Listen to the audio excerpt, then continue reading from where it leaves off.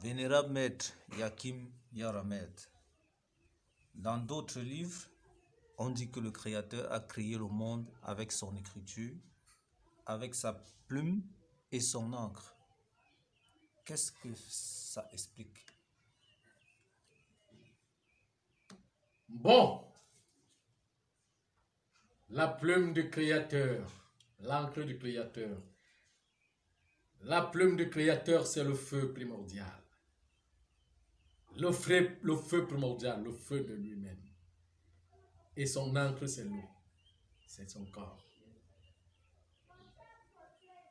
C'est avec son feu qu'il va écrire le monde. À partir de son encre. Et tout ce qui est écrit, c'est l'écriture du Créateur. C'est ça qu'on appelle le pictogramme. Le pictogramme de tétagramme. Donc tout ce que les arbres, les rochers, les cailloux, le règne végétal, le règne animal, le règne humain, le règne minéral, toute pierre est une écriture du Créateur. Tout arbre est une écriture du Créateur. Tout humain est une écriture du Créateur. C'est ça qu'on appelle les pictogrammes. Le Créateur s'est dessiné, se dessine lui-même. Il se dessine lui-même avec toutes ses propriétés. Il dessine les effets de toutes ses cellules. Il dessine ses organes. C'est ça qu'on appelle le crayon. Le crayon, vous savez? Le mot créer, c'est le bic. C'est le bic qu'on appelle crayon. L'encre. Vous voyez un peu? Hein? C'est ça qu'on appelle crayon. Et maintenant, dans la procréation aussi, vous aussi vous utilisez, nous aussi nous utilisons le bic. Non? Et notre encre. Montre-moi un peu le bic, je vous montre.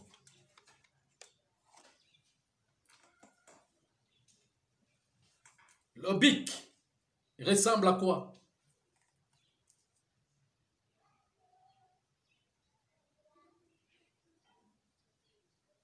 Le bic ressemble à quoi? Dans la procréation, le bic ressemble à quoi? À la verge. Le bic ressemble à la verge. Au pénis de l'homme. Hein? Et ça ressemble à quoi? Au vagin. C'est le vagin. Le vase. Le vase. Hein? Le bic vient entrer dans le vase. Il n'est que couvert dans son vase. Hein? Maintenant, vous allez me demander que la feuille pour écrire.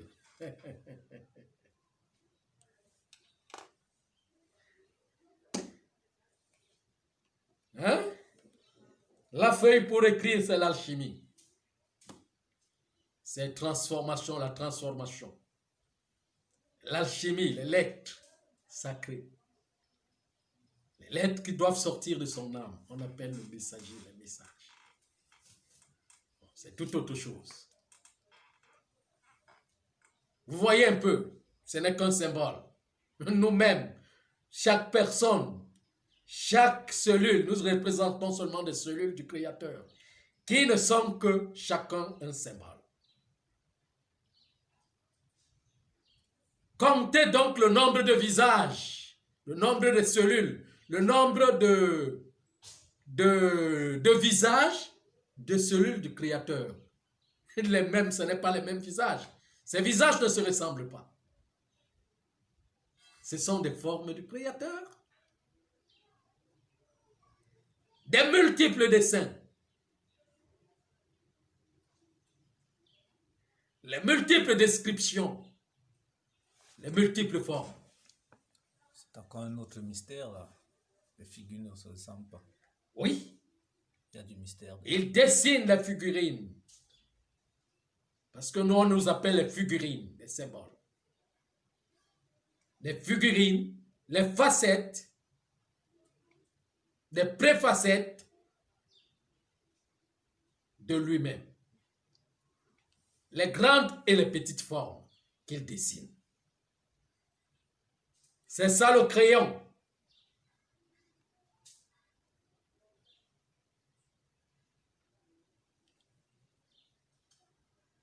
C'est ça le crayon.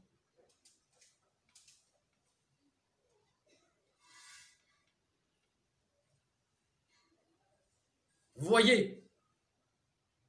Et l'encre doit toujours avoir le canalisateur. C'est ça qu'on appelle l'esprit.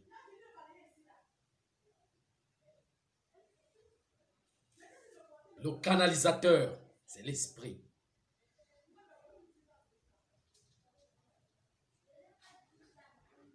La plume.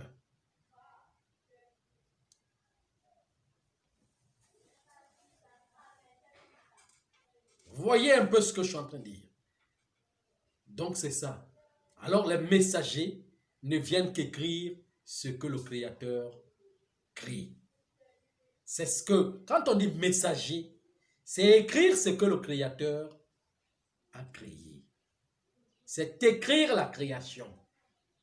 On l'écrit. On l'écrit. Maintenant, il y a deux formes d'écriture. Il y a l'écriture du cœur, de l'âme, et l'écriture physique.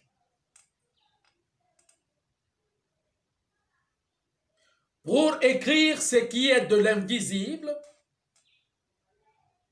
il faut rentrer dans l'invisible. Parce qu'on ne peut pas voir l'invisible avec les yeux physiques. Il faut rentrer dans l'invisible pour voir ce qui est invisible. Pour reproduire ce qui est invisible. C'est totalement, comment je vais dire, faut qu'on dise qu'on écrit ce qui est invisible par le visible. Si on ne rentre pas dans l'invisible. C'est pour cela que la physicalité de visible nie l'invisible. Pourquoi? Parce qu'elle ne le voit pas, ne le comprend pas.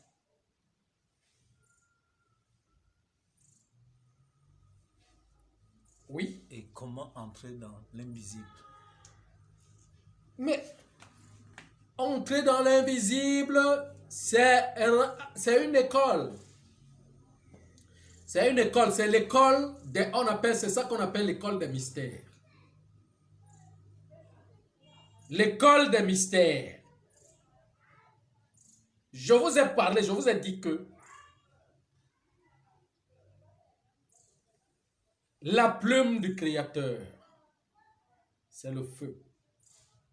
Et son encre, c'est l'eau.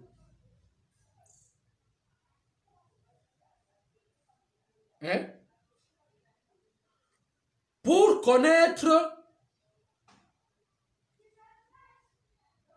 comment, je ne sais pas comment vous expliquer cela. Pour rentrer dans l'invisible, il faut contacter, il faut entrer en contact avec les énergies. Donc ça veut dire que ce que le Créateur, le corps du Créateur, son encre et sa plume, le feu et l'eau.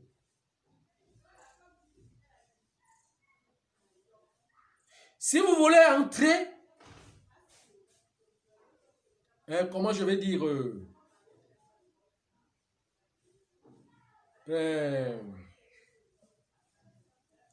vous voulez savoir ce qu'est destiné de la plume du Créateur, qu'est-ce que vous devez faire? Vous devez utiliser le feu. pour transformer la nourriture, pour qu'il soit à notre goût, pour qu'il soit mangeable. On fait quoi? On allume le feu, non? Et le feu va préparer la nourriture, non? Ce n'est que ça que tout le monde connaît. Ce n'est que ça que vous connaissez. Mais ce n'est que le feu. Mais dans ce feu est conduit par une énergie qu'on appelle le génie du feu. Maintenant, pour connaître comment ce génie a fait, ou le feu a fait, pour préparer cette nourriture, il faut entrer en contact avec le génie qui est dans cette flamme. Et pour entrer en contact avec le génie qui est dans cette flamme, vous devez faire quoi? Vous devez allumer le feu pour parler avec lui. C'est simple. Ça dépend. Si vous demandez, vous allez avec le mal, que pour blesser, pour faire du mal, c'est ce que le génie va faire. Mais si vous allez pour connaître, pour vous développer, le génie va vous dire.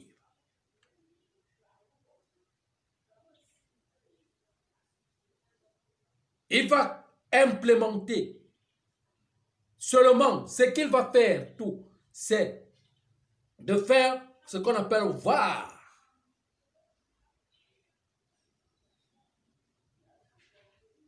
Quand il ouvre, voir, vous accédez à un état qui va ouvrir votre âme et votre âme.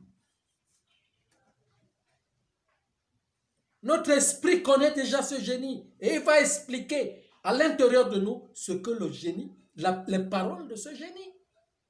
Oui. Oui, vénérable maître, peut-on allumer ce feu sans la poésie royale? Sans la poésie royale, comment? Sans les prières royales, sans les codes du roi? Mais c'est qu'on a dit, c'est ce qu'on dit là, draguer c'est quoi? C'est la poésie. Draguer les anges, draguer la mère terre, draguer l'eau, draguer le feu, faire l'amitié. C'est ça qu'on appelle la poésie. Quand vous voulez draguer une femme, vous faites comment?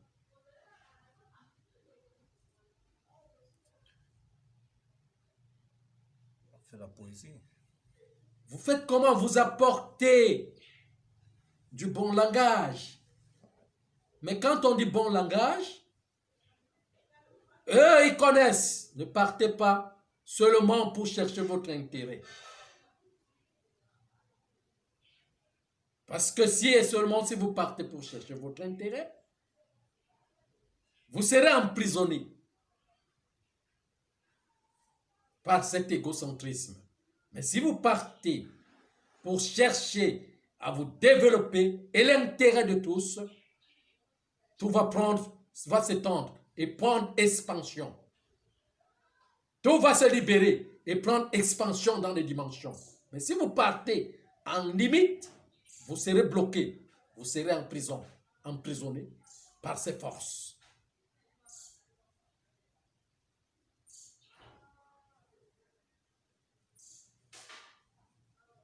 Vous voyez un peu ce que je suis en train de dire. Sachez que nous sommes dans un rayon de porte d'entrée et de sortie des entités qui se familiarisent avec nous en amitié selon nos pensées.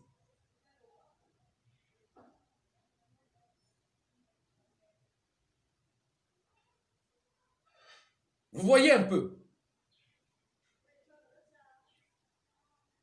Vous allumez le feu et vous causez avec lui. Mais allez avec le bon sens, le sens de l'expansion. Et non le sens de l'égocentrisme, du blocage. Vous serez bloqué. Ils vont vous emprisonner. Là, je vous dis le bien et le mal. Je vous parle du bien et du mal.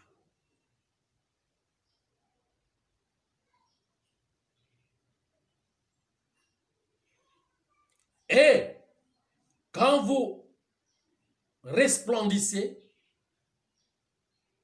ce sera le contraire sur le plan physique. Les humains, ils sont seulement, ils vivent avec intérêt. Ils vont vous fuir parce qu'autour de vous, il n'y aura que l'intérêt de l'expansion pour tout le monde. Et pourtant, l'humanité vit avec l'intérêt de l'expression en eux. Ça veut dire que chacun, individuellement, veut prendre. L'autre, ce n'est pas son problème. Il vient pour prendre pour lui. Mais l'expansion n'aime pas ça. Il ne marche pas. C'est avec, vous allez être amis avec des entités supérieures, mais ennemis avec des entités inférieures qui sont dans les humains, qui sont des humains.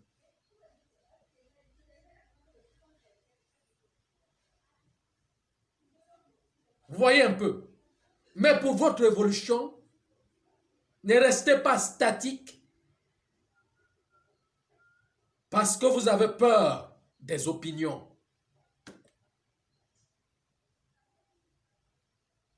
Faites le voyage. La mort peut nous trouver partout, en toutes circonstances. Il n'y a pas seulement parce que, comme ça, si et seulement si on ne vous aime pas et qu'il faut qu'on vous tue, on nous tue. On est venu pour ça.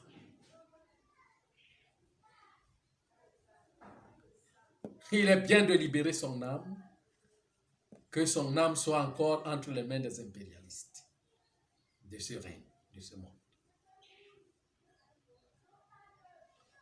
Vous voyez un peu ce que je suis en train de dire. Dans le contact. Le contact. On appelle ça le contact. Maintenant, tout ce que Dieu a écrit, ne négligez pas. Si vous voulez, quand vous voulez un service, le service d'un enfant, vous allez sur l'enfant, non? C'est la même chose. Si vous voulez le service de l'arbre, vous devez partir sur l'arbre.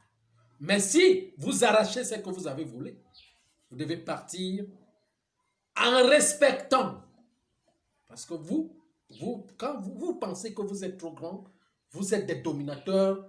Dieu a tout créé et vous a donné de manger, de faire tout ce que vous voulez, d'abattre, de faire tout ce que vous voulez. C'est ce Dieu-là que vous connaissez. Je ne sais pas qui vous a appris ce Dieu.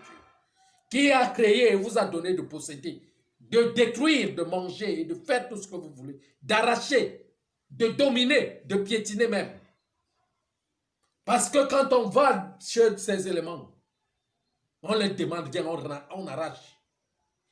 On vole, l'esprit du vol toujours est dans l'humain. Il n'y a pas d'esprit d'harmonie et d'amour. On doit aller vers des choses avec esprit d'amour. L'amour fait en sorte que vous devenez petit devant quelque chose. Même si c'est devant votre petit. Ce n'est pas un problème de devenir petit devant. C'est même chez le petit qu'on doit devenir petit, plus petit, pour le servir. Comment vous ne comprenez pas cette notion? La notion du parent et de l'enfant. Entre le parent et l'enfant qui est l'esclave de l'autre.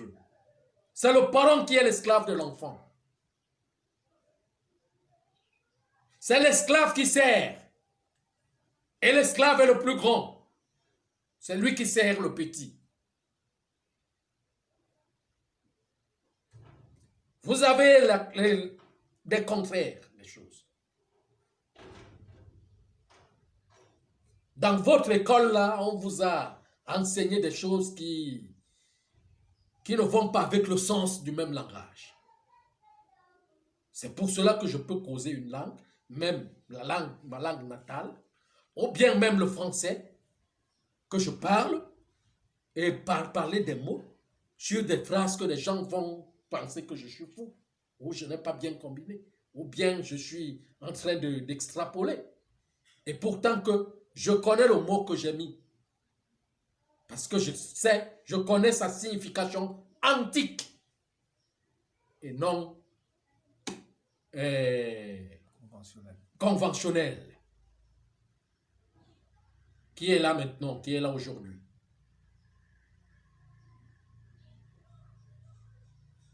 Voyez un peu ce que je suis en train de dire. Donc c'est ça. Il faut respecter tout ce que Dieu a créé. À partir de la fourmi, on doit respecter. On doit respecter. Quand on a un chien ou un chat à la maison, on le nourrit. C'est quoi? Hein? C'est une amitié. On est esclave de ce chien. On est esclave de ce chat. Mais pourquoi quand il faut aller demander donc service à l'arbre, on peut arracher? Comme si c'est nous qui l'avons créé. Ou bien, oui, j'ai dit tout à l'heure que c'est cette expression-là. Dieu a tout créé, il vous a donné. Que vous possédez. C'est ça. C'est ça la mauvaise compréhension, la mauvaise éducation, la mauvaise ligne de ce monde. L'ignorance. D'ignorance.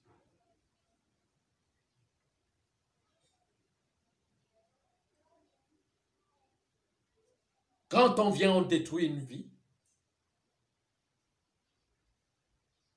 que le Créateur a marqué son temps. On devient quoi?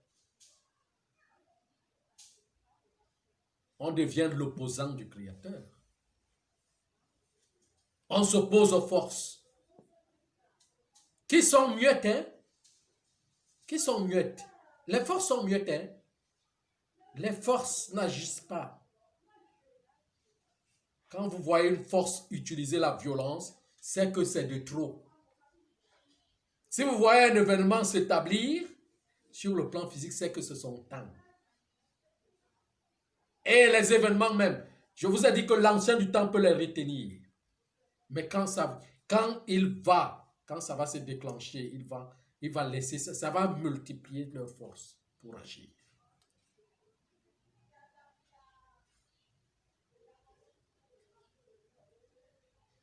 Les forces sont muettes. Muettes. Comment je vais dire, sur le plan physique, vous ne les entendez pas. Vous trouvez un arbre, vous la battez, vous ne le verrez pas crier. Vous vous dire que ne la battez pas.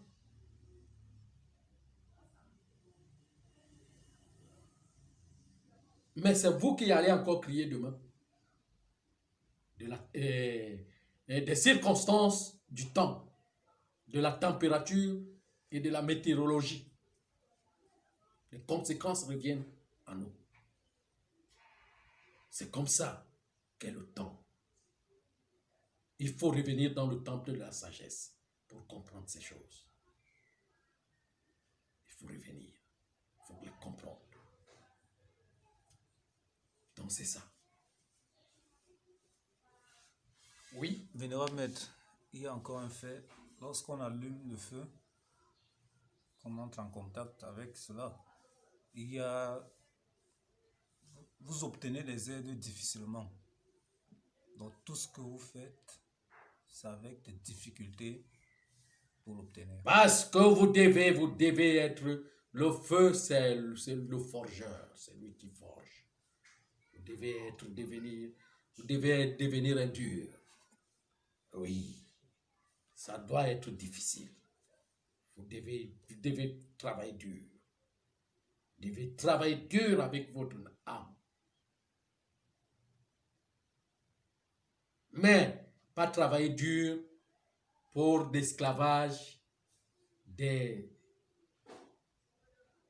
pour l'esclavagisme infernal. Il faut travailler dur pour se forger soi-même, pour devenir quelqu'un. Voyez un peu ce que je suis en train de dire. Donc c'est ça. Merci, Vénérable Maître.